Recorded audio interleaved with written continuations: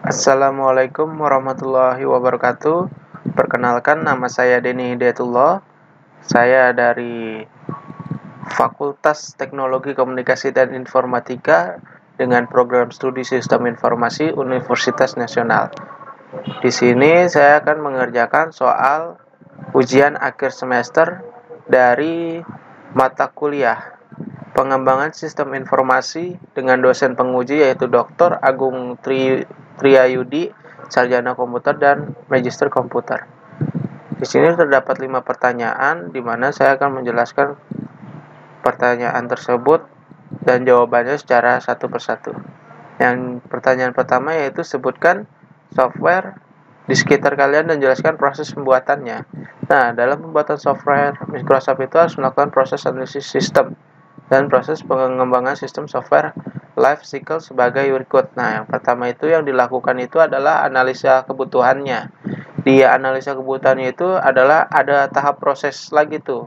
Di situ terdapat tahap proses yang dimana kita harus melakukan proses berikut ini, yaitu proses masalah, yaitu definisi masalah dan juga dan juga definisi. Yang pertama definisi masalah, yang kedua itu analisis kebutuhan. Nah, yang definisi masalah itu adalah pada tahap ini adalah masalah yang terjadi dalam pembuatan sistem dan program. Di programnya itu seperti apa yang akan dibuat nanti untuk memenuhi kebutuhan para user gitu loh. Jadi nanti untuk analisis kebutuhannya itu adalah seorang analis melakukan pengumpulan data dengan cara observasi, wawancara, dan juga pengumpulan sampel untuk mengetahui apa saja yang dibutuhkan oleh user untuk program pengolahan kata nanti gitu. Nah, yang kedua proses yang keduanya itu adalah analisis spesifikasi software.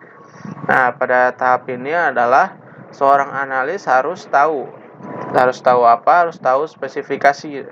Spesifikasinya itu adalah software seperti apa yang diinginkan sesuai dengan user dan juga agar atau keinginan user, maka dari itu data-data yang sebelumnya telah dikumpulkan dari tahap definisi. Dan masalah pada tahap analisis kebutuhan harus dipergunakan untuk menetapkan spesifikasi software seperti apa yang terbaik bagi usernya gitu loh. Nah, untuk tahapan selanjutnya itu adalah tahap perencanaan. Nah, di tahap ini pembuat program di suatu sistem tertentu kita pun harus membuat perencanaan yang matang. Jadi supaya nanti pas membangun suatu program terencana dengan baik dan terjadwal sesuai dengan perencanaan yang telah dibuat demi mengefisiensikan waktu yang dibutuhkan. Jadi pada tahap perencanaan ini adalah untuk bagaimana melakukan pekerjaan seefisiensi mungkin gitu. Nah, pada tahap desain atau perancangan software, dalam tahap ini seorang analis memulai membuat desain. Nah, desainnya itu bisa dalam bentuk flowchart, flow map, DVD, ERD, atau workflow. Lalu pas programmernya itu akan membuat prosedurnya seperti apa yang bisa dilangsungkan ditransformasikan ke dalam tahapan coding gitu loh. Pada tahap selanjutnya itu adalah tahap implementasi. Tahap implementasi ini adalah mendapatkan data yang cukup jelas tentang seperti apa program yang akan dibuat nanti pada seorang programmernya, melakukan tugasnya dan pembuatan program dan memulai codingnya, testing program, dan penyerahan programnya. Tahapan selanjutnya yaitu tahap integrasi. Nah, pada tahap ini adalah proses yang dilakukan adalah melakukan penggabung-gabungan dari data yang telah dikumpulkan sebelumnya untuk membuat suatu program yang utuh dan maksimal dalam pembuatannya. Nah, yang pada tahapan berikutnya adalah itu maintenance. Belum cukup sampai di situ, masih ada proses maintenance yang biasanya memakan waktu 50% dan makan waktu biaya yang cukup besar. Dalam proses maintenance, seorang programmer melakukan pelatihan, perbaikan, penambahan sesuai kebutuhan user. Dalam proses maintenance ini juga bisa dilakukan kegiatan peningkatan program. Nah, pada tahap terakhir ini biasanya saya sebut sebagai pengunduran diri. Nah, terakhir dalam tahapan pengunduran diri ini adalah sudah suatu software yang sudah cukup memenuhi kebutuhan user, atau sebuah software yang sudah tidak lagi dipergunakan karena sudah ada software yang lebih baik dari software sebelumnya, ataupun sebuah software tidak lagi melakukan peningkatan software, maka dari itu dilakukan tahapan pengunduran diri. Nah, soal yang kedua adalah berikan contoh rencana implementasi sistem. Jadi saya berikan contoh implementasi sistem informasi manajemen akademik berbasis web. Nah, pada kali ini ada bertujuan untuk menganalisis dan mengedeskripsikan pelaksanaan SIM akademi berbasis web, yaitu 1. Perencanaan, 2. Perorganisasian, 3.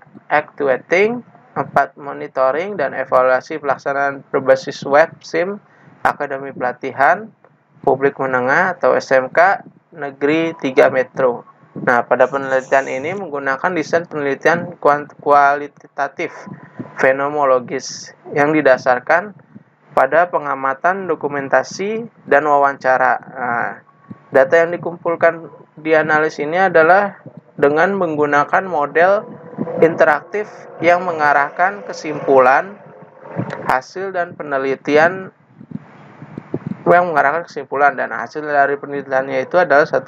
Perencanaan berbasis web SIM akademi rinci dan goals analis. Yang kedua, penyelenggaraan berbasis web SIM akademi rinci semua pekerja dilakukan dengan menjadi terintegrasi dan kesatuan yang harmonis. Yang ketiga, actuating dari berbasis web SIM akademi meliputi koordinasi kegiatan instruksi yang jelas.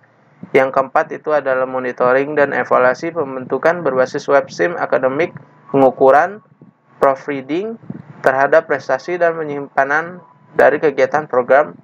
Nah, hal ini yang harus diselesaikan atau diperbaiki adalah prosedur standar operasional, pengembangan kompetensi sumber daya manusia dan infrastruktur dan fasilitas.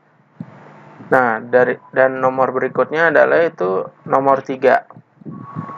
Nomor 3 itu ability soalnya jelaskan prosedur untuk peningkatan maintainability.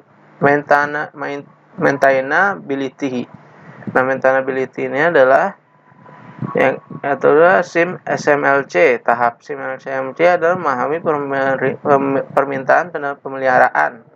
Yang pertama itu mentransformasi permintaan pemeliharaan menjadi pengubahan, mengespesifikasi perubahan, mengembangkan perubahan, menguji perubahan, melatih pengguna dan melakukan tes penerimaan, mengkonversian dan meluncurkan operasi, mengupdate dokumen, melakukan pemeriksaan pasca implementasi. Nah, pada maintainability ini adalah kemampuan pemeliharaan sistem. Prosedur untuk peningkatan maintainability-nya itu adalah sebagai berikut. Penerapan SLDC dan SWDLC, mengespesifikasikan definisi data standar, menggunakan bahasa program standar, merancang modul-modul struktur dengan baik, mempekerjakan modul yang dapat digunakan kembali, mempersiapkan dokumen yang jelas, terbaru, dan komprehensif, dan yang terakhir menginstal perangkat lunak, dokumentasi, dan soal-soal tes di dalam Central Repository System Case atau CMS. Nah, dari 3 pendekatan untuk menyusun pemeliharaan sistem itu adalah pendekatan pemisahan, pemeliharaan, pendekatan gabungan, menggabung personal yang menyusun dan memelihara menjadi sebuah kelompok utama sistem informasi, dan juga pendekatan fungsional, yaitu variasi dari pendekatan gabungan dengan memindahkan tenaga profesional sistem dari sistem informasi dan menugasi mereka pada fungsi bisnis untuk menyusun maupun pemeliharaan. Nah, pada mengelola pemeliharaan sistemnya itu adalah dalam mengelola pemeliharaan sistem, baik rekayasa menuju ulang dan rekonstruksi terhadap beberapa tahapan yang harus diperhatikan, yaitu yang pertama adalah menetapkan kegiatan pemeliharaan sistem, dan yang kedua itu adalah mengawali dan merekam kegiatan pemeliharaan sistem tidak terjadwal, yaitu maintenance waktu, dan lain-lain. Yang ketiga itu menggunakan sistem perangkat lunak helpdesk. Yang keempat itu mengevaluasi aktivitas pemeliharaan sistem. Yang kelima itu mengoptimalkan program pemeliharaan sistem. Nah, sedangkan risiko CMS yang harus dihindari. Nah, risiko yang harus dihindari itu adalah kekurangan inventaris program perangkat lunak yang akurat dan sumber-sumber sistem informasi lainnya. Dan kedua, ketidaklengkapan sejarah perubahan program. Yang ketiga, modul-modul program perangkat lunak terduplikasi. Yang keempat, perubahan program perangkat lunak yang tidak sah. Yang kelima, kekurangan dokumen yang jelas. Yang keenam, rendahnya kualitas dan reliabilitas perangkat lunak. Nah, pada nomor 4 ini adalah jelaskan perbedaan antara real time processing dengan online processing. Di sini saya akan menjelaskan yang utama itu adalah real time processing dahulu ya. Real time processing ini adalah mekanisme pengontrolan perekaman data, pemrosesan yang sangat cepat,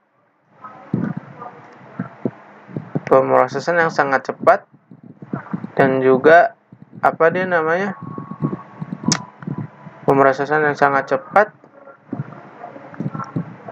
dan sehingga output yang dihasilkan dapat diterima dalam waktu yang relatif sama. Nah, jadi perbedaan dengan sistem online adalah satuan waktu yang digunakan real time biasanya 1/100 atau 1000 detik, sehingga online masih dalam skala detik atau bahkan kadang beberapa menit. Perbedaan lainnya itu online biasanya hanya berinteraksi dengan pemakai, sedangkan real time berinteraksi langsung dengan pemakai dan lingkungannya. Nah, yang soal terakhir adalah jelaskan penggunaan software Capability Maturity Methods atau CMM. Nah, pada CMM ini adalah itu yang pertama kegunaannya untuk menilai tingkat kematangan. Tingkat kematangan apa? Tingkat kematangan sebuah organisasi pengembangan perangkat lunak. Nah, yang kedua ini untuk menyaring kontraktor yang akan menjadi pengembangan perangkat lunak. Yang ketiga itu adalah untuk memberikan arah akan peningkatan organisasi bagi top manajemen di dalam sebuah organisasi pengembangan perangkat lunak. Nah, yang terakhir itu adalah sebagai alat bantu untuk menilai keunggulan kompetitif yang dimiliki sebuah perusahaan dibandingkan perusahaan pesaing lainnya. Berikut penjelasan saya atas pengerjaan soal ujian akhir semester dari mata kuliah Pengembangan Sistem Informasi. Wassalamualaikum warahmatullahi wabarakatuh.